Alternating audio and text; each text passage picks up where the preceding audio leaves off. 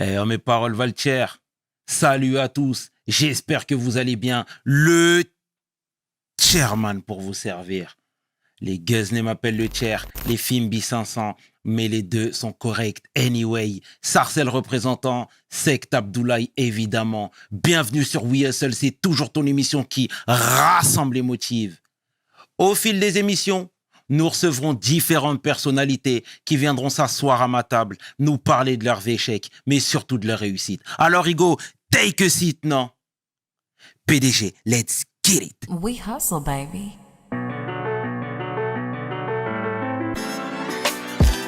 Le chairman. We hustle, baby. Le chairman. We hustle, baby. Le chairman. De retour sur We Hustle et aujourd'hui je suis vraiment fier d'accueillir une légende, songwriter, mélomane, homme de cœur, le grand Mopao Mokondi Sarkozy, l'homme que l'on nomme Kofi Olomide. Take Kofi, a seat, Ego. comment tu vas? Chairman, je vais bien. Tout va- Merci. Et toi, Chairman, comment tu vas? Ça va très bien, Kofi. Merci d'avoir accepté l'invitation. Tu nous as inspirés, tu nous as fait danser, tu continues de nous donner de la joie. Et rien que pour toutes ces choses-là, je te dis merci déjà. Merci pour l'honneur que tu me fais de me recevoir sur ton plateau magnifique. Merci beaucoup, merci beaucoup. Est-ce que tu peux te présenter en quelques lignes, s'il te plaît, Kofi? Là, je suis, tu l'as dit, un homme de cœur. Je suis chanteur de profession, je suis parent, je suis un musicien pur sang et fils de Dieu. Au Congo, aujourd'hui, on m'appelle Nzambe. Nzambe veut dire Dieu, le Dieu de la musique. Donc, puis je suis l'ami de tous les Sénégalais, de tous les Ivoiriens, de tous les Maliens, de tous les Angolais, Togolais, Béninois, Centrafricains, Nigérians. Je suis leur ami des Congolais, des Congolaises, des Kenyans, Zambiens, South Africa. Donc, je suis l'ami de l'Afrique. C'est grâce à l'Afrique que je suis ce que je suis. Ah, tu fais plaisir, Kofi. On va retracer le parcours, forcément. On va retracer la vie. Alors, il ressemblait à quoi, le jeune Kofi, à Kisangani? Il a failli y rester, tellement j'étais chétif, mal en point. Quand je suis né, ma mère m'a dit, mon papa n'était pas là. Kisangani, c'est une ville du Congo, du Zaïre. C'est comme Joal là, au Sénégal. Et ma maman à l'époque n'était que la copine de mon papa, qui était un super grand beau gosse, star de football à l'époque. Et ils sont allés là-bas comme ça. Et mon papa a un peu délaissé ma mère, qui a été recueillie par la femme d'un des amis de mon père là-bas. Et quand je suis né, mon papa n'est pas là, il est revenu beaucoup plus tard. Maman me dit qu'il était, il était un peu dans les fidélités, mais respect à mon père, je l'aime beaucoup. Et paix à lui, là où il est. Donc j'étais un enfant, je pleurais beaucoup. Et ma tante m'a fait une révélation que quand j'étais bébé, on savait pas pourquoi je chantais toujours un petit truc. So soa melingando, le coq a avalé le crocodile. Non, le croc a avalé le crocodile. Je chantais ça. Je sais pas d'où c'est venu, mais c'était comme ça. Et puis voilà, quoi. Puis mon père est venu. C'était un mec carré. Il aimait pas les fantaisies. Il était hors de question qu'un de ses enfants fasse musicien. Parce qu'à l'époque, musicien, ça faisait pas honneur. Aucun papa, aucune famille n'acceptait comme gendre un chanteur au Congo. Et puis, j'ai fait quelques études en France, en Suisse d'abord. Et puis, sciences commerciales à l'université de Bordeaux. Et puis, voilà, je suis aujourd'hui en face de toi, Chairman, très redouté. Mais du coup, je savais pas que tu avais poussé les études aussi loin. Tu avais aussi cette faculté-là, scolaire? Ah oui, j'étais très bon à l'école. J'étais vraiment bon. Et la fois où j'ai été 4e ou 5e, je ne sais plus, au lieu d'être 1er, 2e ou 3e, mon père m'a puni grave. J'ai fait 3-4 jours sans voir l'extérieur. Il m'a obligé de rester à la maison, de potasser, de passer en revue mes cours et tout. Donc j'étais quand même bon. Les copains m'aimaient bien parce que j'ai aidé tout le monde, surtout pour les dissertations, des choses comme ça. Donc oui, j'étais pas mal. Ah, c'est bien, Kofi. C'est une facette qu'on ne connaissait pas.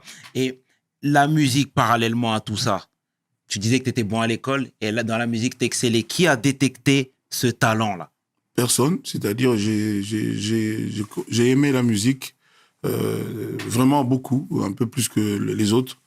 Et il y avait dans mon quartier un groupe de grands frères, des aînés qui jouaient à la guitare, qui chantaient. Et c'était même petite orchestre comme ça. Et moi, je suis devenu leur premier public, le premier fan. Tous les jours après l'école, j'allais là-bas les observer, les regarder, j'admirais.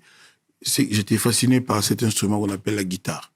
Et chaque fois qu'ils laissaient la guitare pour aller boire un verre, pour aller faire quelque chose, moi, je chipais la guitare et j'essayais de faire comme eux. Au bout d'une semaine, des gens qui m'observaient disaient que j'arrivais à jouer carrément. Et puis, je me suis mis à essayer de transformer les chansons que j'aimais. Et à force de les transformer, les gens disaient que je faisais des chansons inédites. C'est parti comme ça. C'était dans mon quartier d'enfance qui s'appelle Lemba. Voilà. Mais toi, tu es un autodidacte. Donc, personne t'a mis le pied à l'étrier. Non, j'ai appris la guitare comme ça. Et bon, évidemment, j'ai demandé après des conseils, mais les premières notes, j'ai fait tout seul. Je me suis débrouillé. C'est comme la voiture. Ouais. Moi, j'ai pas été tout de suite à l'auto-école. J'observais mon petit frère Feu Didi, qui n'est plus là. Je l'observais qui me conduisait parce que j'avais eu la chance d'acheter une voiture sans savoir conduire. Et c'est lui qui était obligé de me conduire là partout où je voulais aller. Et puis, comme il commençait à en avoir marre de ne dépendre que de moi, je commençais à être prudent et à observer comment il faisait avec les pédales. Et puis un jour, il n'était pas là, mais je devais absolument faire une course à moi. Et je suis parti et je suis revenu. Par miracle. Toi, t'étais un chégué, toi. Un vrai des vrais. Un vrai des vrais. Comment on dit chégué en Wolof? Saï-saï. Ah, saï-saï. Saï-saï. D'accord. C'est comme ça qu'on dit. Je salue tous les saï-saï du Sénégal. Mopao. Et voilà, tu disais que tu étais un autodidacte et c'est une très bonne chose, clairement. Et la musique, là, tout le monde commence à te reconnaître. Déjà, le nom de Kofi, là, qui te l'a donné? Parce que ma mère est son papa est de la Sierra Leone, pas loin du Sénégal et de la Gambie. Exact. Voilà. Et son papa est Sierra Leone et Nigeria, un tout petit peu Nigeria, Yoruba. D'où le nom Kofi. Dans le coin, apparemment, ça veut dire les enfants qui sont nés un vendredi. Quand je suis né, mon père n'était pas là. Ma mère, qui était seule, m'a donc appelé Kofi parce que c'était un vendredi 13. Tu vois que ça porte chance. Ouais, aujourd'hui, je suis en face de Chairman.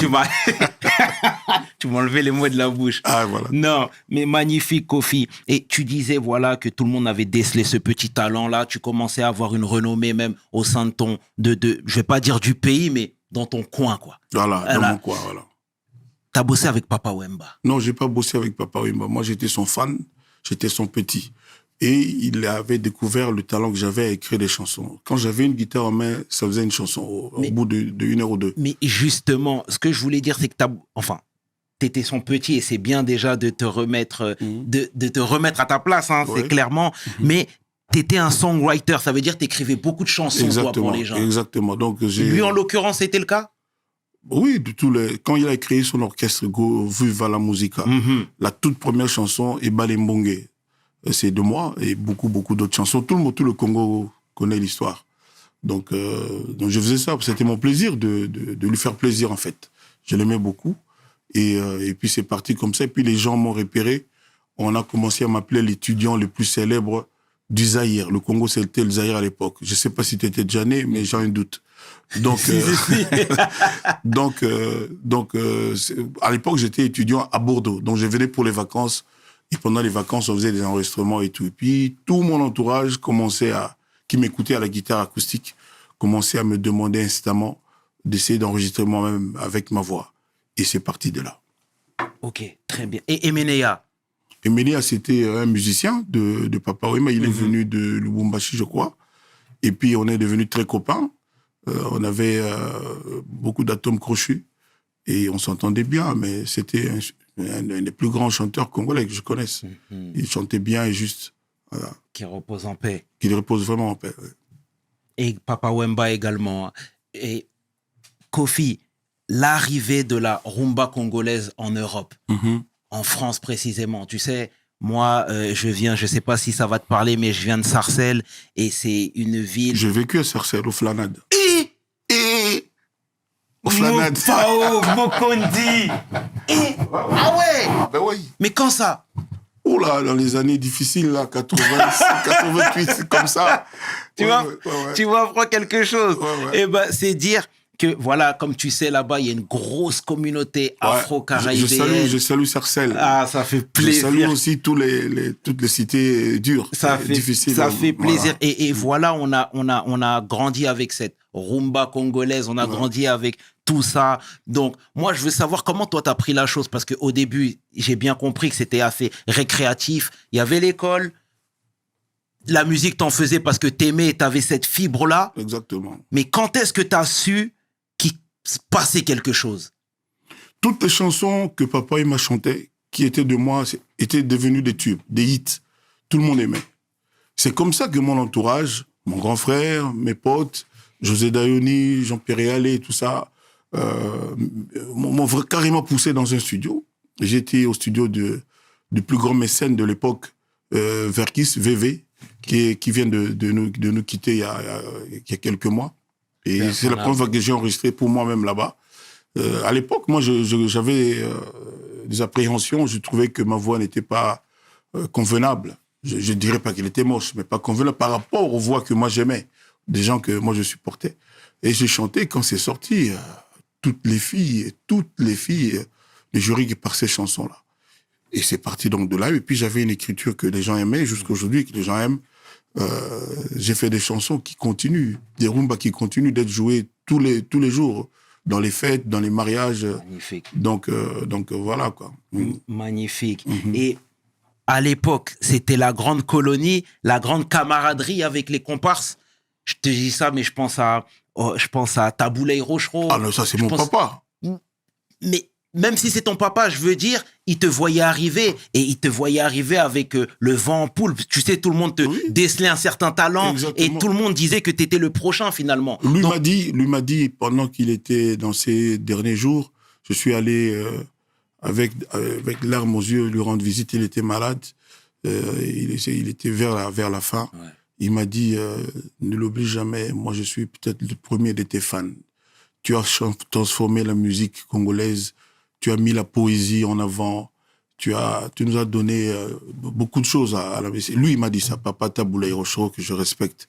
Je lui ai rendu hommage de son vivant, j'ai fait un concert, Kofi chante Taboulay Rochereau. C'était un succès terrible. Magnifique. Donc voilà. Paix à son âme. Paix à son âme. Et pour tous les autres, toute cette vague qui arrivait en même temps que toi, tu sentais quoi? C'était la camaraderie ou il y avait déjà cet esprit de compétition? Mais au Congo, on rigole pas. C'est l'esprit de compétition. Ça se passe bien, mais tout le monde veut avoir sa place au soleil. Aujourd'hui, c'est encore plus compliqué parce qu'aujourd'hui, il y a des manipulations, il y a des trucs, des trucages. Oula, je sais pas si c'était prévu dans le questionnaire, mais il faut le dire, on est comme ça ici. C'est âpre, c'est terrible. Il y a tous les coups sont là, quoi. Tous les coups sont là, donc c'est terrible. Moi, j'en sais quelque chose. J'en sais quelque chose. C'est-à-dire, Kofi, on peut se le dire. Quand je constate que une œuvre à moi que tout le monde aime n'avance pas au point de vue des vues sur YouTube. Je me pose la question, je demande à Angèle Ndouksa, je dis mais qu'est-ce qui se passe?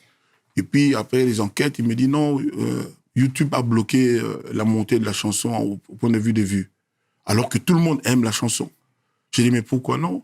Ils nous ont dit qu'il y a des gens qui ont acheté des fausses vues et qui ont mis des fausses vues pour la chanson concernée. Et quand c'est comme ça, quand c'est très palpable, c'est très visible, YouTube évidemment bloque. Donc c'est la concurrence, c'est la méchanceté pure. Voilà, moi, je sais qu'aujourd'hui, je dérange beaucoup. Ça fait trop longtemps que je suis Kofi, que je suis là, sur tous les plans. Regarde comme je suis beau. Regarde comme je chante toujours. Le 30, je vais être en concert à Abidjan. Mon retour à Abidjan après 5-6 ans. Je suis plus allé à cause des malentendus, à cause de la mauvaise foi, à cause des mensonges, à cause des déformations. Donc j'ai le cœur qui bat fort à l'idée que le 30, je vais retrouver mes amis, mon public d'Abidjan. Là, s'ils m'entendent, je les invite tous à être là, à braver le mensonge, les calomnies, les complots contre la carrière de Kofi Olomide. Il y en a vraiment qui veulent que Kofi meure, qu'il ne soit plus là. C'est l'industrie qui veut ta mort? C'est des gens qui veulent devenir des Kofi. C'est des gens qui... Tu sais, j'ai 25 albums. Ouais. Et dans mon pays, au Congo, il faut chercher pour trouver qu'il y a 10 albums après moi. Moi, j'en ai 25 à succès.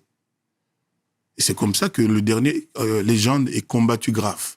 Par des trucs, parce que moi, je suis vraiment un bébé en matière d'Internet, en matière de YouTube, tout ça, les streaming. Je ne connaissais pas ça. Nous, on est de la vieille école. Donc, on doit s'adapter. C'est pas évident. Et moi, je dis que le plus important, ce n'est pas les vues. Parce qu'avec les vues, on peut tricher. Tout le monde le sait aujourd'hui. On peut acheter des vues, on fait déformer, transformer. Le plus important, c'est la playlist. C'est la playlist qu'il y a dans les cœurs des gens. Magnifique. Et ça, je suis fier de pouvoir dire qu'il n'y a pas un Africain qui n'a pas un petit bout de Kofi en lui. C'est bien juste. Venant de toi, je suis pas mal content de moi, Chairman. Mopao.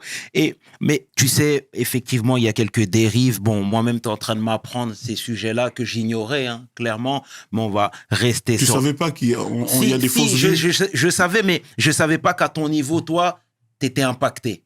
Ah, grave. Je savais pas. Grave. Mais quand bien même, quand la chanson est belle, elle est belle. On a beau tricher, faire des trucs, machin. Quand la chanson est belle, elle reste dans la mémoire des gens. Voilà. Et ben ça, c'est dit. Donc moi, j'invite les mélomanes à ne pas se fier qu'à YouTube, au nombre de vues. Vous savez, je vais paraître peut-être novice, peut-être naïf. Moi, je me pose la question, qui établit le nombre de vues qu'on reçoit? C'est un robot ou c'est un humain? Mais alors, si c'est un robot, comment est-ce qu'il arrive à bloquer quand il y a des tricheries? Si c'est des humains, c'est que ces humains-là parlent avec d'autres humains. Donc tout peut arriver. En tout cas, merci de nous avoir mis en alerte sur ça, Kofi, parce que, en tout cas, pour ma part, je l'ignorais, que quelqu'un comme toi, avec tout ce qu'il représente, était aussi sujet à ce genre de dérive, ce genre de malveillance. Mais on va rester encore sur l'émancipation de monsieur. Là, encore une fois, on est à peu près à la fin des années 80, début des années 90. Kofi est partout. Tu commences même à faire des scènes en France, à Paris, l'Olympia. C'était à ce moment-là? Et à ce moment-là, tu vivais déjà de ta passion? Oui, c'est-à-dire, j'aurais pu être 2-3 ans avant, mais je ne me précipite jamais dans la vie. C'est arrivé ce jour-là. La maison de disques qui était la mienne a pensé que oui, il était temps que je fasse ça. Et je suis fier de ce que toute l'Afrique sait, que je suis le premier Africain noir vivant en Afrique à avoir osé aller remplir les 20 000 places de Bercy. Ah, magnifique. Et ça a fait école. Après ça, dans ma carrière, ça restera. Donc, c'est une valeur significative, ça, pour toi? Ah, ben évidemment. À l'époque, il y avait que Madonna, il y avait que des gens comme ça qui y allaient. Personne n'osait. Moi, j'ai vu un jour à la télé, je regardais le journal de... Je ne sais plus si c'était TF1 ou France 2. Et puis, j'ai vu un reportage Kassav à Bercy. Ça m'a fait vraiment un choc. Je venais de faire l'Olympia et puis j'étais chez moi content. Je me suis rendu compte que c'était rien par rapport à ce que j'avais vu. Et donc, j'ai demandé à mes producteurs de l'époque de faire absolument Bercy. Ils m'ont dit, mais tu es fou, tu es complètement malade. Un Africain, comment tu vas faire ça? Effectivement, on n'avait pas TF1, on n'avait pas France 2, on n'avait pas Internet, il n'y avait pas ça. Et j'ai rempli la salle. C'est comme ça que moi, je pense que avoir rempli Bercy sans Internet, sans les réseaux, c'est peut-être avoir fait 4 fois Bercy. Moi, je pense que ça. C'est comme ça que moi, je dis bravo à un mec comme Youssou N'Dour qui a vraiment des... C'est un grand des grands. Parmi les grands, moi, je l'appelle le lion de l'Afrique. Donc, lui, il a fait ça 30 fois, 40 fois, je ne sais pas. Ah, heureusement après moi, parce que si c'était moi, après, j'allais avoir peur. Il est trop grand. Il est trop grand. Voilà. Et tu m'enlèves les mots de la bouche en disant ça, c'est parce que, tu sais, moi, quand je vous vois, que ce soit toi, que ce soit Youssou N'Dour, que ce soit Alpha Blondy, Tikenja, etc., j'ai l'impression que vous marchez tous main dans la main. Oui, on tu n'a vois, pas de problème. toujours dans l'émancipation de l'Afrique. Mais dans le groupe là, c'est moi le petit frère quand même. Hein. Ouais. Peut-être d'un jour, mais c'est moi le petit frère. Il faut le souligner. Voilà, Alpha, c'est vraiment le tonton de l'Afrique. Moi, je l'appelle comme ça. Et j'ai la chance, enfin, d'avoir l'occasion de le rencontrer artistiquement. C'est-à-dire, nous avons un featuring qui va sortir, j'espère, cette année. C'est une chanson venue de lui. C'était mon espérance, chanter avec lui. J'ai déjà chanté avec Youssou, je pense que tu le sais. Bien sûr, bien sûr. Donc j'ai le bonheur vraiment de ce que Alpha, le grand Alpha, ait pensé que c'était bien qu'on se rencontre et ça sort bientôt. Donc tout est quasiment prêt. Il est en train avec son équipe magistrale qui a réalisé Fanta, tous les autres tubes, de mettre la dernière main, la dernière touche sur notre titre en featuring. Et ce qui est beau dans tout ça, déjà, tu rends tout le temps hommage à ces comparses, à ces confrères, et ça, c'est magnifique. C'est des gens que je respecte et que j'aime. Mais c'est beau. Mais tu sais, quand tu t'émancipes et quand tu as la notoriété que tu as actuellement, il y a l'ego aussi qui monte.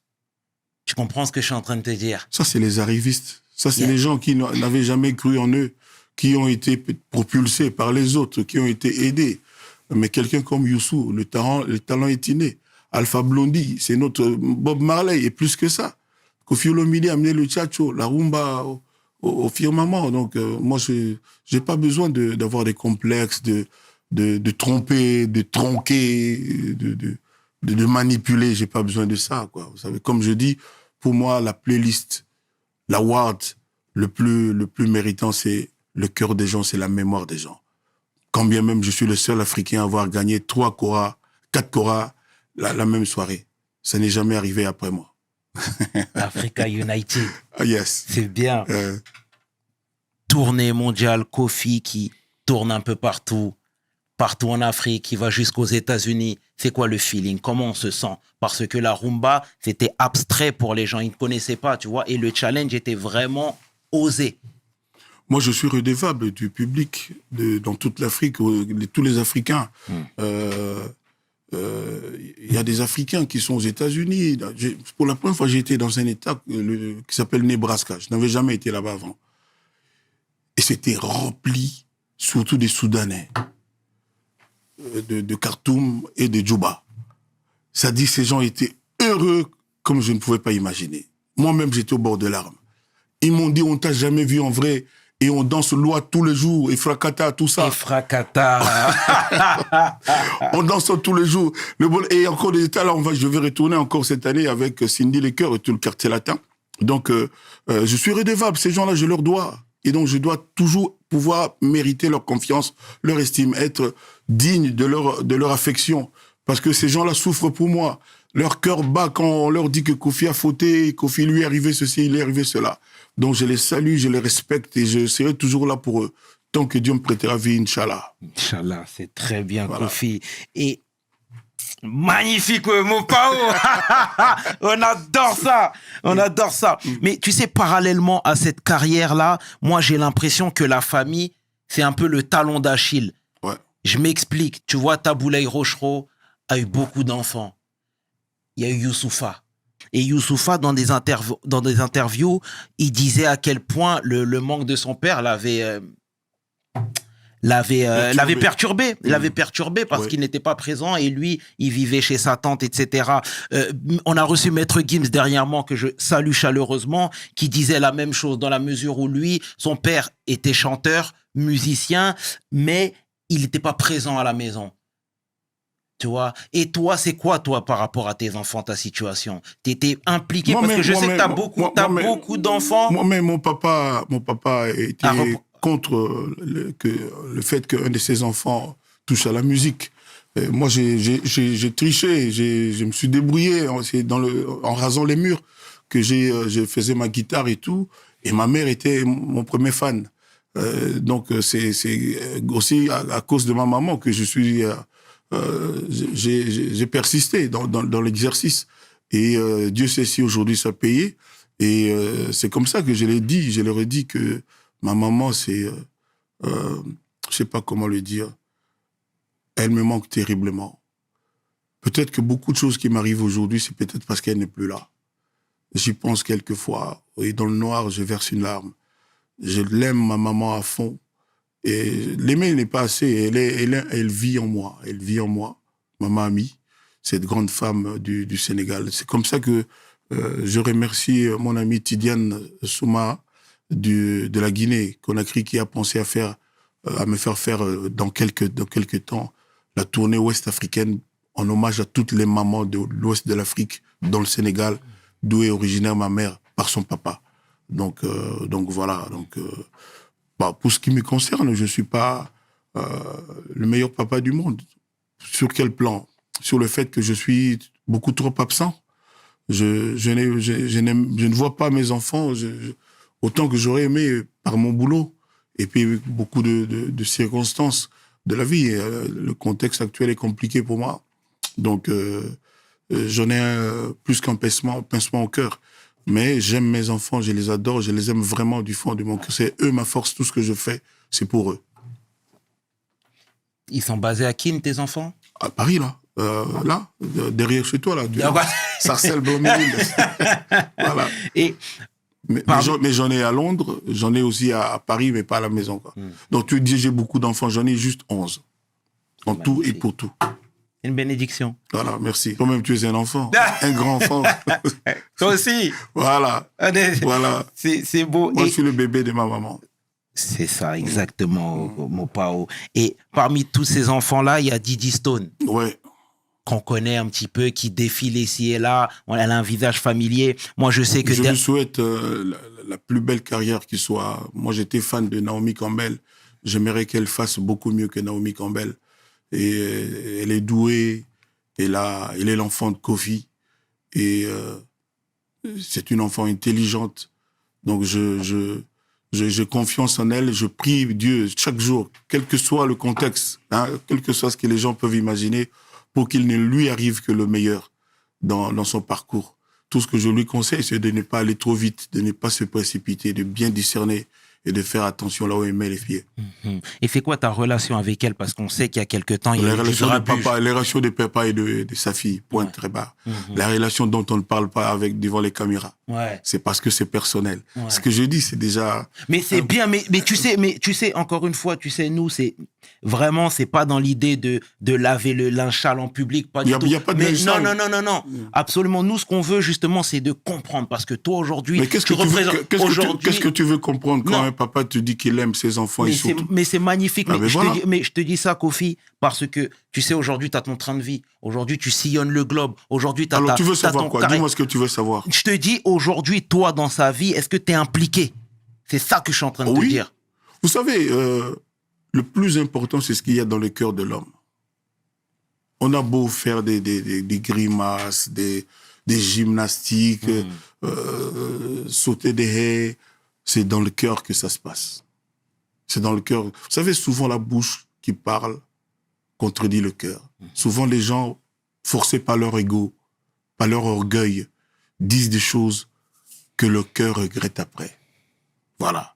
Donc le plus important, c'est le cœur. Le cœur de l'homme doit être bon. Et moi, je pense pouvoir dire sans fausse modestie, les gens qui me connaissent bien le savent, je suis un mec franchement bien. Il m'arrive de me tromper et de fauter. Mais je suis, tout compte fait, je suis un mec vraiment bien. J'aide les gens, je propulse les gens, je donne avec cœur, j'ai la rancune inexistante, je pardonne facilement. Et puis voilà, quoi. Donc, voilà. Et j'aime mes copains, je les aime vraiment, mes amis, je les aime vraiment. Voilà. Et parallèlement à tout ça, tu excelles encore une fois dans ta discipline, au pays, t'es adulé, les gens t'aiment. Habituellement, on dit nul n'est prophète dans son pays. Moi, je suis prophète dans mon pays. C'est vrai? Ah oui. Vous savez, je sais pas, vous savez, quand tout le monde dans ton pays parle de toi, dans un sens ou dans l'autre, moi, je trouve ça bien. Moi, je trouve ça bien. Ça te maintient en vie. Ouais. Et de ce fait, Dieu est focus sur toi. Il dit, ah mais où est celui de mes fils dont on parle tant? Et il a ses yeux braqués sur toi. Moi, je pense que c'est le cas. Si Dieu n'était pas avec moi, je ne serais pas aujourd'hui ici. Tellement il y a des médisants, des mécréants, des méchants, ceux-là qui veulent absolument la fin de la carrière de Koffi Olomide. Ils ne pensent pas à mes enfants. Ils ne pensent pas à mes arrières. Moi, je n'ai comme métier que ça. Je ne suis pas un truand, je ne suis pas un trafiquant, je ne suis pas un troubadour. Je suis un chanteur, un vrai, un auteur de chansons. Quelqu'un qui aime la musique, qui a la musique dans le sang. Et toi, pour toi, toute publicité est une bonne publicité? Non, j'ai jamais dit ça. Mais quand on parle de toi, ça veut dire que tu vaux quelque chose. Quand on parle de toi, il y a un adage chez moi qui dit qu'on ne jette la pierre qu'à un arbre avec des fruits mûrs. Donc oui, c'est bon, mais normalement, mais aussi je ne m'attends pas à ce qu'on ne dise que du bien de moi. J'ai dit un jour là-bas, chez moi, où tu dis que je ne suis pas prophète, que si je n'avais pas été Kofi, moi-même, j'en voudrais à Kofi. Parce que ça fait trop longtemps qu'il est Kofi, qu'il fait bien ce qu'il fait. Ouais. Et donc, je le jalouserais aussi. Parce que moi, je suis victime de beaucoup de jalousie quand même. Mais voilà. Je suis obligé de t'interrompre, Kofi. Mais vas-y. Mon pao. Parce que depuis tout à l'heure, c'est un terme qui revient fréquemment. Lequel? Tu parles de jalousie. Ah non, c'est la première fois que j'ai prononcé ce mot. Non, mais quand je te dis jalousie, c'est que quelque part, même quand on t'a un petit peu bazardé, entre autres sur Internet, etc., la résultante de tout ça, c'est de la jalousie. Alors, je vais tu comprends ou pas? Je vais te raconter l'histoire. Et puis toi, tu vas conclure. Dis-moi ça. Je vais faire un clip. Le clip de Cindy Lecoeur.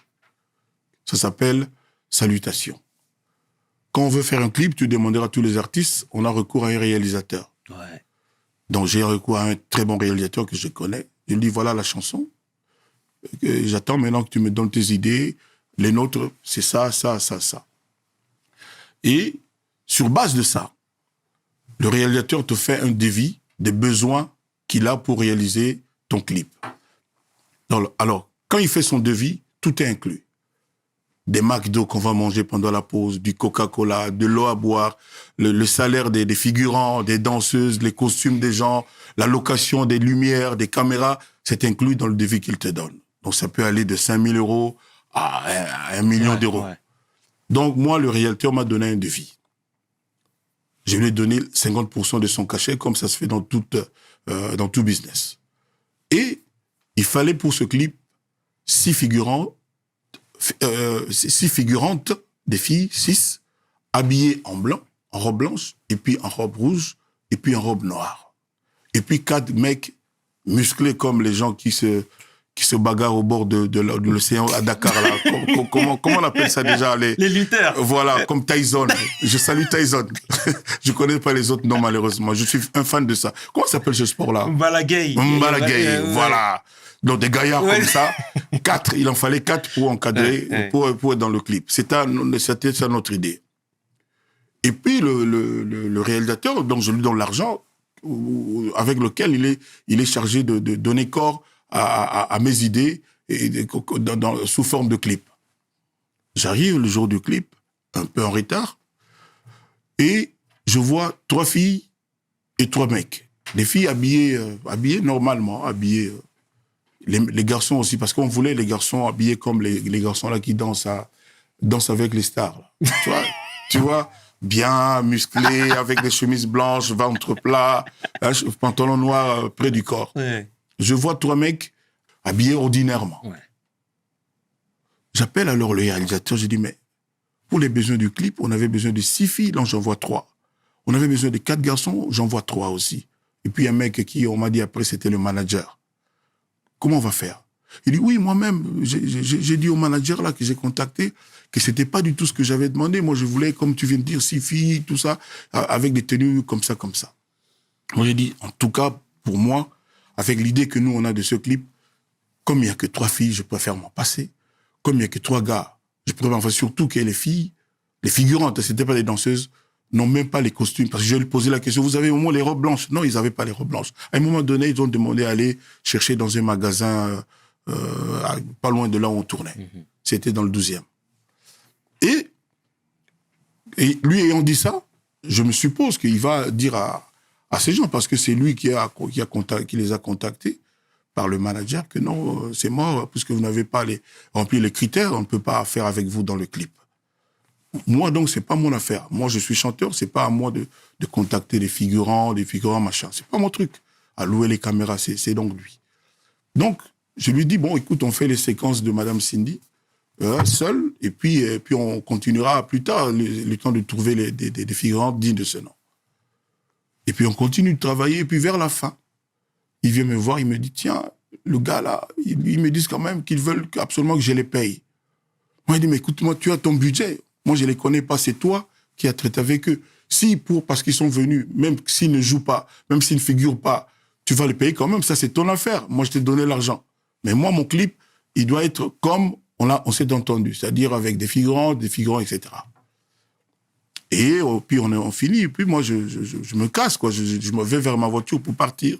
C'est là que je vois l'une des filles qui vient devant la voiture commencer à taper et faire un scandale. En fait, le réel leur a dit, écoutez, Kofi m'a dit ça, que moi je ne peux pas dépenser cet argent, parce que si je vous le donne, alors que vous ne faites rien dans le clip, il va falloir que je paye de ma poche d'autres figurants pour être dans le clip. Donc c'était ça l'histoire. Ils sont venus donc vers moi commencer à faire du scandale, à crier, à tout ce que tu as vu. J'ai dit, ah bon? Et puis je voyais qu'en haut, il y en avait qui filmaient. Donc j'ai tout de suite compris le poteau rose. Et j'ai dit à Madame Cindy, écoute, prends l'argent, donne-leur. Et puis on verra après. Madame Cindy Le Cœur a pris son argent, elle a donné 100 € à quelqu'un, à chacune.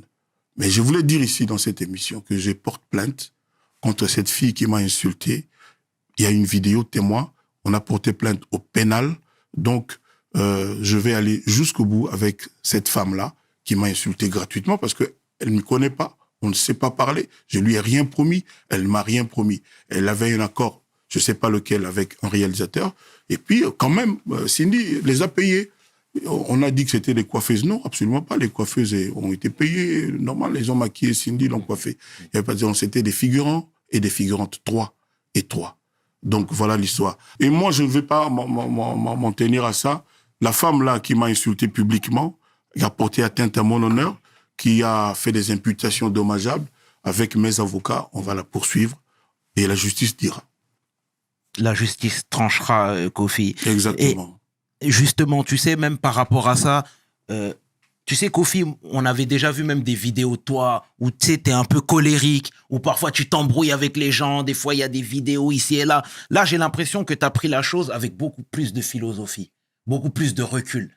Vous savez, mon ami Ahmed Bakayoko, tu connais peut-être son âme, tu le connais, a dit un jour, quand il y a une histoire compliquée où Kofi est impliqué, il faut bien écouter Kofi et vous verrez qu'il a toujours raison. La femme là dont tu parles, où Kofi était en colère, s'est mise à genoux pour me demander pardon parce que personne n'a demandé pourquoi Kofi s'était mis en colère. Personne n'a cherché à savoir. C'est injuste. Est-ce que tu peux nous expliquer? Ah non, déjà? je suis pas là pour ça, quoi. Non, mais parce que tu sais, encore une fois, Kofi, moi je vois ici en face de moi, le plus grave, Chairman. Dis-moi, Kofi. J'ai été accusé d'avoir violé des danseuses. Ouais. Et je suis devant toi aujourd'hui. Exact. À un moment donné, je ne pouvais pas mettre mes pieds en France. Exact. J'ai été blanchi, acquitté, etc., etc. France 24, pendant 2-3 jours, a fait une bande passante pour me salir grave, pour m'achever.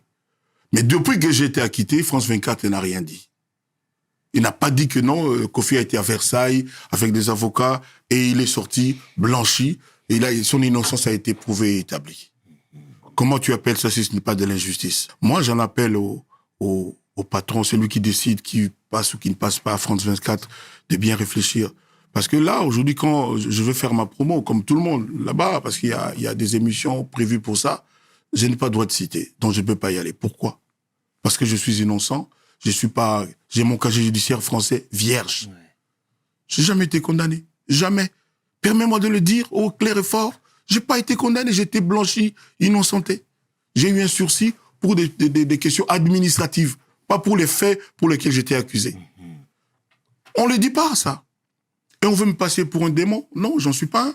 Mais comment toi t'arrives à rester hermétique à tout ça, face à tout ça? Parce que, encore une fois, même si t'es un artiste et tu prends du recul et t'as raison, mais t'es un homme aussi. T'es un homme, t'es un époux, t'es un papa, t'es un fils d'eux, t'es un frère d'eux. Parce que je sais que je suis innocent. Parce que j'ai subi un acharnement perpétuel.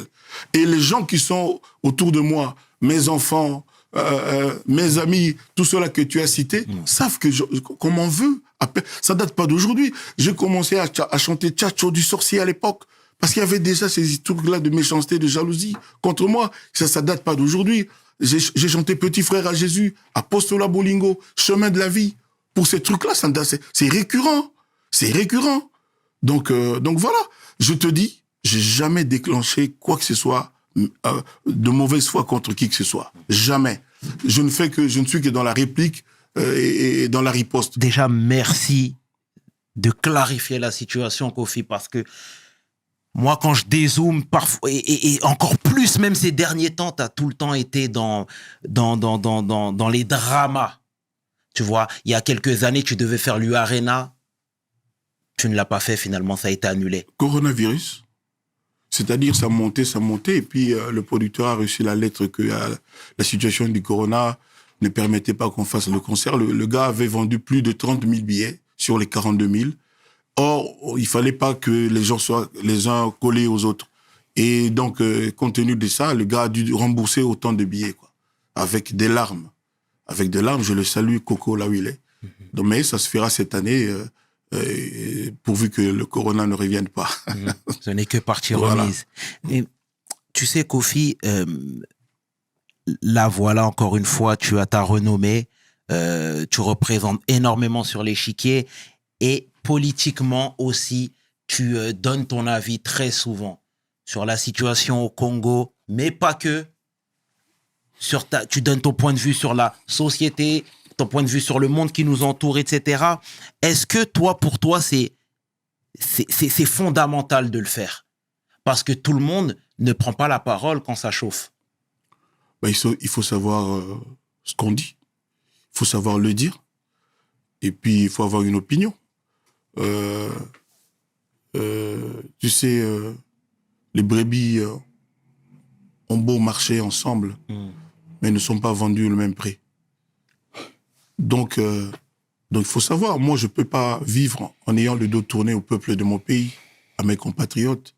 Je ne peux pas ignorer les souffrances des gens, les mamans qui pleurent parce qu'ils ne savent pas comment les enfants vont manger, le papa qui est en angoisse la nuit, qui se réveille tôt le matin parce qu'il doit payer les minervales, les enfants, les uniformes, les frais scolaires, etc. Le policier qui a un salaire dérisoire, qui donc va être obligé à recevoir la corruption dans la rue, il va pas faire son boulot. Tout ça, moi, je ne peux pas rester indifférent. Et surtout, les enfants qui n'ont pas une bonne éducation, parce qu'il n'y a pas de bonnes écoles, parce que les professeurs ne sont pas payés dignement, et ils ne peuvent pas donner avec cœur, distiller l'enseignement. Donc tout ça ne peut pas me laisser indifférent, d'autant que je suis l'ambassadeur de la culture de mon pays. Il n'y a pas que moi, nous sommes trois. Donc oui, je suis pas ça, c'est pas être politicien, que être à l'écoute de son peuple, de ses compatriotes. Mais parfois, il y en a qui veulent pas, encore une fois, se mêler à... Tu sais, ils rêvent vraiment dans leur niche musicale en disant, voilà, moi, je suis artiste, je n'ai pas interféré dans certains problèmes de société ou genre. Mais on n'a pas tous le même courage. Absolument. On n'a pas tous le même... Tu me permets l'expression? On n'a pas tous le même... Donc, on n'est pas tous de la même moule. Donc, c'est comme ça. Voilà. Et dernièrement, même, tu as interpellé Paul Kagame par rapport à ce qui se passait, justement, même à l'est du Congo, etc. Toi, déjà, c'est quoi ton... Tu m'avais suivi, tu as entendu ça? Ouais, mais ça fait quelques temps. Bien sûr, mais... Charman. Mais même toi, par rapport à ce qui se passe même à l'est du Congo, etc., c'est quoi, toi, ton point de vue? Parce qu'encore une fois, tu sais, nous, effectivement, on a tous les outils, on a Internet, on se documente, mais on a, je suppose, pas toutes les informations. Toi qui aujourd'hui es établi là-bas, est-ce que tu peux nous éclaircir, s'il te plaît? Nous sommes agressés par notre voisin. Moi, je n'aime pas citer le nom de ce pays. Hein. Je n'aime pas citer parce qu'on lui fait la publicité gratuite. Je n'aime pas. Okay. Tout le monde sait de qui je veux parler. Et je suis peiné de constater que ceux-là qui nous ont colonisés, ceux-là qui ont armé notre ennemi, restent indifférents, ne font rien. Et ils nous donnent des leçons, ils trouvent des superfuges, des trucs pour rester indifférents, rester muets. L'affaire a été à l'ONU, Conseil de sécurité, tout le monde sait de quoi il s'agit. Il y a moyen de mettre fin en un claquement de doigts, mais rien ne se passe. Bon, évidemment, nous ne sommes pas l'Ukraine. C'est ça le malheur du Congo. Le Congo n'est pas l'Ukraine, et donc on n'intéresse personne, quoi. Donc c'est ça. Bon, on va me dire, non, tiens, les Occidentaux vont là-bas, reprochent à notre gouvernement ceci et cela. Mais moi, je ne parle pas du chef d'État, du gouvernement, je parle du peuple congolais. S'ils en veulent à nos dirigeants pour des raisons politiques, ça ne nous concerne pas, nous, le peuple. Les gens là qui mangent une fois tous les 2 jours, c'est pas notre affaire. Donc voilà, que les Occidentaux vraiment aient un peu plus de cœur que ça et résolvent ce problème, demandent à notre agresseur connu de tous de s'arrêter. Je ne sais pas ce qu'il... Évidemment, il y a l'or, le Congo a tout, diamant, cuivre, etc. Il y a tout ça. Mais il faut qu'ils prennent cette affaire à bras le corps pour que ça cesse à trop durer. Ça a vraiment trop duré. Voilà. C'est quoi la cause principale de ce conflit? La richesse du Congo. Et le fait qu'il y a des fils congolais qui ont vendu le pays pour leurs intérêts personnels. Voilà. Et à qui sert ce chaos? Mais ça sert peut-être à l'Occident avec son poulain, le pays qui nous agresse. Peut-être eux. Et puis les Congolais qui ont vendu le pays, qui ont déclenché tout ça. Tout le monde sait de qui il s'agit. Mm-hmm. Tu sais, même dernièrement, il y a des mines artisanales qui ont été découvertes même au Congo, parce que c'est une terre très riche. Très riche, oui. Très, très, très riche. Très riche. J'ai parlé avec le président de Namibie. Ouais. Et il m'a dit, Kofi, c'est peut-être ton fils qui va résoudre cette affaire du Congo, mais pas aujourd'hui. Le problème du Congo, la cause principale est le fait que le Congo est beaucoup trop riche. C'est un problème pour le Congo. Voilà. C'est difficile que les fils du Congo eux-mêmes soient aussi vertueux, soient honnêtes, c'est-à-dire arrivent à partager facilement et équitablement les produits de ces ressources minières. C'est compliqué, c'est-à-dire l'appât du gain. C'est-à-dire tout le monde est tenté quand il est appelé à diriger ça, à contrôler ça, à se servir d'abord. C'est ça le malheur du Congo. Mais qui ouvre ses portes aux agents extérieurs? Mais on les connaît tous. Moi, je suis pas là pour citer des noms. On les connaît tous. Cette affaire-là, on sait qui a déclenché ça. Voilà. On les connaît. On les connaît. C'est dramatique. Toi, tu devrais être chairman. Toi, là, je te le dis sur ton émission, je te le dis, tu dois aller là-bas dans l'Est du Congo. Et puis dans les pays qui nous agressent, essayer de comprendre bien, puis nous faire un rendu ici. J'aimerais énormément. S'il te faut un billet, moi je te donne un billet si tu veux. J'aimerais énormément, mais déjà merci de nous alerter sur ça. Ouais. Et c'est important parce que tu fais beaucoup. Et on a énormément de questions. Les femmes sont violées, les enfants sont tués, il y a du sang qui se mélange au sang, qui se mélange à la boue. Et le patron de ce pays se frotte les mains, il est content, on le voit jouer au football le dimanche, alors qu'il y a tous ces meurtres, ces assassinats. Alors qu'il y a je ne sais pas comment appeler ça. Ça rappelle beaucoup ce qui s'est passé en Allemagne à une certaine époque. Toi, aujourd'hui, qui as des relations, même politiques, c'est des sujets que tu abordes avec eux? Avec les dirigeants politiques, justement, sur ce qui se passe. Tu vois, je pense par exemple au président Tshisekedi. Bah oui, il nous arrive avec le président, si tu as la chance de le rencontrer, tu ne vas pas parler que de Barcelone. Hein. Ouais. À un moment donné, tu vas lui dire, président, l'électricité, c'est toujours pas stable, l'eau n'est pas potable, tout ça. Et à un moment donné, tu vas lui dire, le transport, il y a trop d'embouteillages. Tu vas lui dire, mais c'est quelqu'un d'humain. Le mec, Tshisekedi, que tu dis, ouais. C'est quelqu'un d'humain qui a beaucoup de cœur. Moi, je le connais, je peux le dire. Maintenant, les considérations politiques, les gens vont dire ceci ou cela. Mais humainement, c'est quelqu'un qui a beaucoup. Et je pense qu'on est d'accord aujourd'hui pour dire que c'est son entourage. Peut-être pas tout le monde dans son entourage, mais beaucoup de gens dans son entourage qui posent problème. Et moi, j'ai suggéré un jour pourquoi il ne se retournerait pas vers des spécialistes, des experts argentins, canadiens, japonais autour de lui, mélangés évidemment aux autochtones, aux gens de chez nous.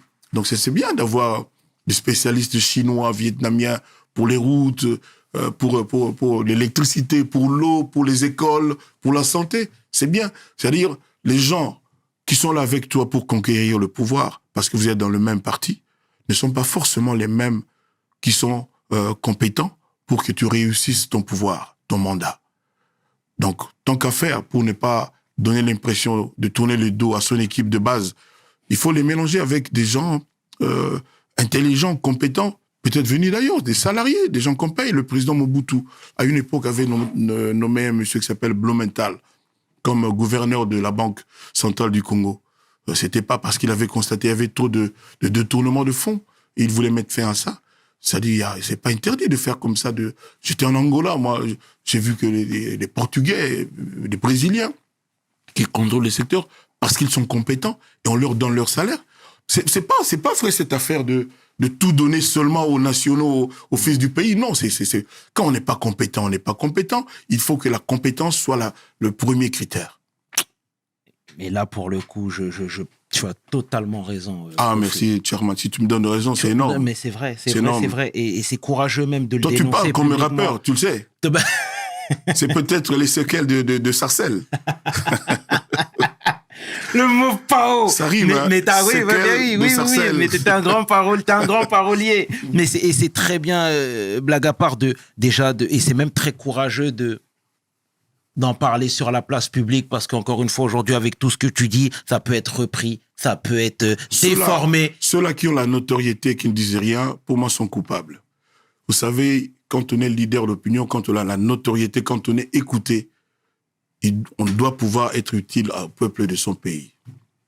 Totalement d'accord avec toi, Kofi. Et est-ce que toi, tu as déjà refusé certaines avances par principe, parce que tu n'étais pas en phase avec une politique d'un pays? Non, moi, je suis connu, je suis incorruptible.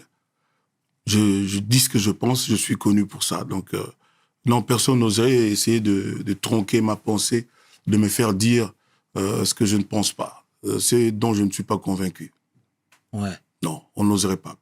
Je suis connu pour ça. Mm-hmm. Non, vous savez, moi, je ne cours derrière rien. Je ne cherche pas le succès, je ne cherche pas à apparaître. Moi, je suis Kofi, modestement, et j'ai le parcours que tout le monde sait. Et voilà, devant moi, et en haut, il y a Dieu, le Père, c'est lui, le maître de tout, c'est lui, le souffle qui est le mien aujourd'hui, c'est lui, il peut le reprendre quand il veut. Donc, voilà, moi, je suis pas quelqu'un qu'on peut acheter. Ah non. Moi, et puis, je ne vais pas faire des choses pour paraître. Ah non. Non. Ouais. Je suis ou je ne suis pas. Donc, voilà. Ouais. Mais, tu sais, aujourd'hui, que, voilà, encore une fois, tu représentes quelque chose sur l'échiquier, comme je te l'ai dit tout à l'heure, mais tu aurais pu être plus calme aujourd'hui sur ces sujets-là, en te disant, moi, j'ai trop de relations, je ne veux pas me mouiller. Et toi, j'ai l'impression que c'est totalement l'inverse. Plus tu représentes quelque chose, plus tu es puissant et plus tu t'exprimes, plus tu parles. On voit que tu ne circules pas dans les rues de Kinshasa. Ouais, j'ai jamais été, malheureusement. On voit que tu ne circules pas dans les rues de Kinshasa. Dis-moi tout, mon pao. On voit que tu ne vois pas ces enfants qui dorment dehors, les enfants de 5 ans, de 6 ans, qui ne savent pas où aller, qui demandent des pièces de monnaie de 6 heures du matin à 22, 23 heures. Tu ne peux pas rester indifférent si tu as un cœur. Moi, en tout cas, je ne peux pas. Voilà. Maintenant, je n'ai pas toujours l'occasion de le dire. Là, toi, tu m'as donné une occasion. Absolument. Et en plus, tu as choisi ça comme sujet, tu l'as mis dans ton questionnaire. Ouais, j'en souffre. Moi, j'aime dire... Non, ça va, je ne le dis pas. Dis-moi, s'il te plaît. Ah non, tu ne peux pas commencer. Ça ne me plaît pas de le dire. Mais dis-le, s'il te plaît. Non, s'il me plaît, non, mais moi, ça ne me plaît pas. Ok. Dans ce coup-là, ça ne me plaît pas. C'est vrai? Non. Bon, je respecte en tout cas.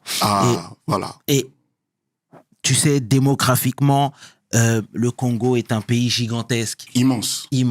2 millions de kilomètres carrés, plus de 2 millions de kilomètres, 2 millions 300 et trucs comme ça, si je me trompe. Et aujourd'hui, les 15-65 ans représentent plus de 56% de la population. Est-ce qu'il y a des business porteurs aujourd'hui au Congo? Des choses qu'on pourrait mettre en place? Oui, mais c'est compliqué. C'est très compliqué. Il y a des adéquations, des paramètres que tu ne peux pas maîtriser.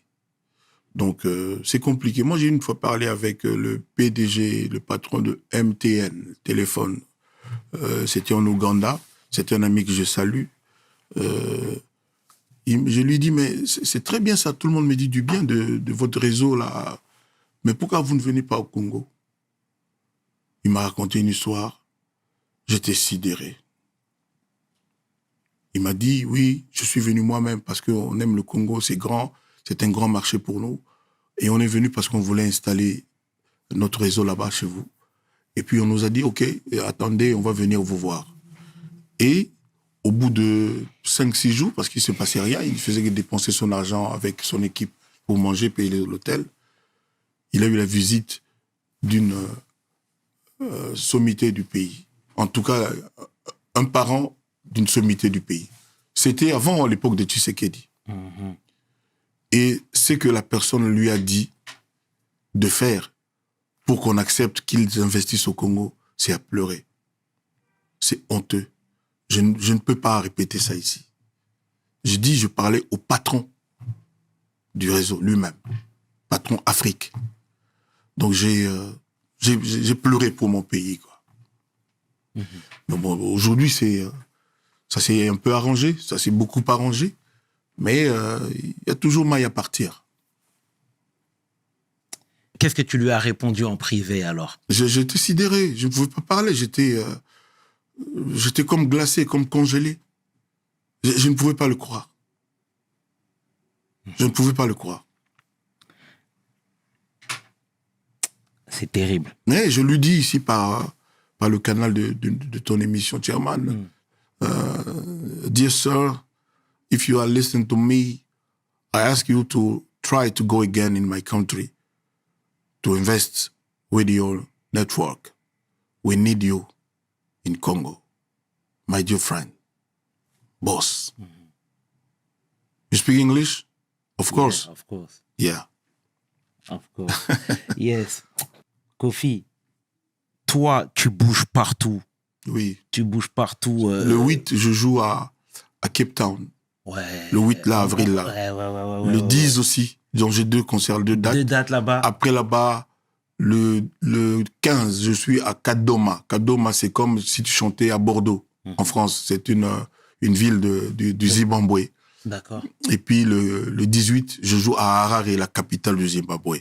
Après, le 20, au 23, je suis au Bénin. Après 20 ans. Parce que j'avais fait un concert où il y a eu un incident terrible, plus qu'un incident. 17 personnes sont mortes au stade où je devais jouer. Je dis encore mes condoléances, mes respects à toutes les familles pour les martyrs du Tchatcho, je les appelle comme ça. Là, j'ai enfin l'occasion d'y revenir parce que j'ai supplié l'autorité, j'ai demandé pendant des années pour que je puisse retourner fleurir les tombes des amis du Tchatcho, saluer les familles et puis peut-être faire une messe d'action de grâce en mémoire de ces martyrs de Tchatcho. Donc je pense que je vais être là du 20 au 23 pour ce faire.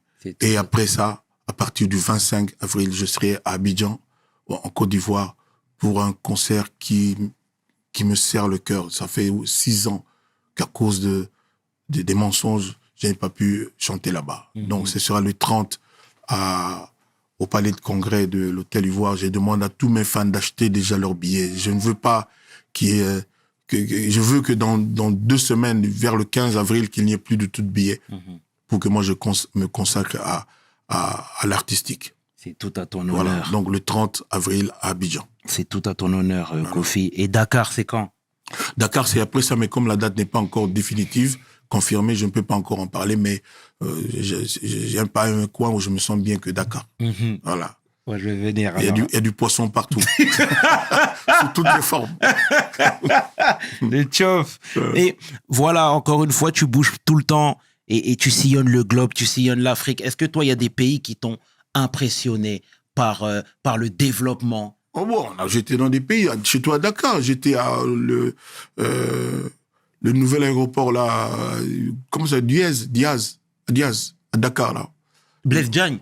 Le nouvel aéroport. Ouais, bien sûr, à Djeminajo. Voilà, Ouais. donc le progrès du Sénégal est indéniable. Ça a commencé par tous vos présidents, ils travaillent vraiment pour le pays. Moi, je suis pas dans l'affaire politique sénégalaise, mais ils travaillent vraiment. J'étais là-bas dernièrement, j'ai vu qu'il y avait le tram Bon, évidemment, on peut pas tout faire le même jour. Je sais que les Sénégalais qui m'écoutent vont dire « Kofi, tu exagères ». Non, mais je pense quand même que c'est bien parce qu'on voit, on touche, c'est palpable ce qui se fait, les progrès que le Sénégal fait. Donc, le Sénégal, la Côte d'Ivoire, le Togo, le Bénin, l'Angola, il y a des pays qui avancent. J'ai pas été partout, hein, mais oui, il y a quand même des pays où ça bouge. Évidemment, quand on est sur place, comme nul n'est prophète chez soi, on ne se rend peut-être pas compte. On ne se rend peut-être pas compte. Mais il y a des pays où ça bouge. Les pays anglophones, n'en parlons même pas. N'en parlons pas. Les pays comme le Kenya, Zambie, Ouganda, Ghana, Nigeria, c'est les États-Unis. Ce sont les États-Unis. Donc oui, ça se passe quand même bien. Mais moi, ma grande souffrance, c'est que le mot Afrique n'a toujours pas de sens. C'est-à-dire l'Afrique n'existe que sur les lettres, sur les faits, il n'y a pas encore l'Afrique. Je viens des États-Unis, j'ai vu ce que c'est que une nation. C'est-à-dire quand les présidents font l'état de la nation, des discours, je vois ce que ça veut. C'est-à-dire l'Amérique existe, le mot Amérique et Américain ont un sens. Aujourd'hui, pour aller du Bénin au Togo, il y a des tracasseries toujours à la frontière. Moi, je veux l'Afrique qui a sa monnaie. Qui a sa monnaie. Et puis une Afrique sans frontières, une Afrique sans visa pour ses enfants. Il faut que les Africains puissent aller partout en Afrique sans visa, rien qu'en exhibant leur passeport africain. Et moi, tant que cela ne sera pas fait, je continuerai de penser que l'Union africaine est une union de façade. C'est pas une union effective et avec effet pour ses fils. Il faut que le mot africain ait un sens. Et c'est pas bien que les Sénégalais se considèrent d'abord comme Sénégalais avant de se dire Africains. Ça, c'est un exemple parce que je suis en face d'un prototype. Mais c'est très juste. C'est bien. Et ce sera ma dernière question, Kofi. Déjà ? On est bien, hein? Ah, mais j'ai redouté ton interview, mais je suis ravi. On est bien, comme tu dis. On est bien. Mais on n'a pas parlé de mon album Légende. Bien sûr, ben, on va y venir. C'est le plus bel album que je n'ai pas fait, que les gens prennent le temps de l'écouter. On pourrait... Mais tu sais, encore une fois, toi, aujourd'hui, tu es un patron, tu es un leader. Ton business se trouve principalement dans la musique ? Oui, principalement, oui, dans la musique. Ouais. Tu fais autre chose à côté ? Oui, mais je peux pas le dire, je peux pas en parler parce que je suis pas connu pour ça. Je me débrouille aussi. Ouais. Mais tu sais, même si tu rentres pas dans les détails, tu peux survoler dans le sens où aujourd'hui, il y a des jeunes auditeurs qui t'écoutent, qui te prennent pour exemple également, et leur dire déjà de pas mettre tous les œufs dans le même panier, ce serait déjà une victoire. Mais il faut pas courir 10 lièvres à la fois. Et le lièvre a 4 pattes, mais ne suit qu'un chemin à la fois. Donc, il faut être organisé dans sa tête, être concret, être pragmatique, ne jamais battre en retraite, ne jamais déclarer forfait, toujours se battre. Il faut toujours bara. Donc, voilà le principe. Et puis, croire en soi. Et on a tort de penser que le bonheur viendra forcément des autres. On doit se servir de l'exemple des autres pour faire bien ce qu'on a à faire. Mais il faut pas croire que ça ne viendra des autres. Le Tchèbgen, qu'on va te l'apporter. Il faut que tu te battes pour que tu fasses le tien. Et tu fais bien d'en parler. Tu m'emboîtes le pas. Tu sais, toi aujourd'hui, tu représentes encore une fois énormément de choses. Et la famille dans tout ça, parce que tu sais, toi, aujourd'hui, tu es un multimillionnaire. Malheureusement, dans la famille, il y a des gens qui vont compter que sur toi, sans lever le petit doigt. Comment toi, tu arrives à gérer ce facteur-là ? Ça, c'est l'Afrique. Moi, je condamne ça. Même mes enfants, je leur dis, moi, je travaille pour eux. Je le redis là, je le dis avec force. Je travaille pour mes enfants, tous mes enfants. Mais il faut qu'ils soient des battants. Et mes enfants, j'ai la chance de constater que c'est des battants, des vrais battants. Il faut qu'ils sortent de l'ornière. Il faut pas qu'ils dorment sur leur laurier. Il faut qu'ils se battent. Un homme n'a de valeur que par son travail. Quand il transpire, quand il sue, quand il gagne sa vie à la sueur de son front. Donc, c'est ce que je dis. Et il faut que les jeunes gens qui nous écoutent sachent que il faut faire avec son cœur. Il faut pas faire toujours parce que on est jaloux de l'autre. On peut avoir de l'émulation, c'est-à-dire ceux qui réussissent doivent inspirer les autres dans la société. Mais il faut pas en vouloir à ceux qui réussissent. C'est souvent le cas chez nous dans notre dans notre patrie, notre maison mère qui s'appelle l'Afrique. Donc il faut faire son cœur avec son cœur et mettre son cœur dans ce qu'on fait. C'est peut-être pour ça, je pense que Koffi Olomide est encore là. Parce que les gens sentent qu'il fait avec son cœur. Et puis, ceux sur qui tout le monde s'acharne, Dieu les prend par la main.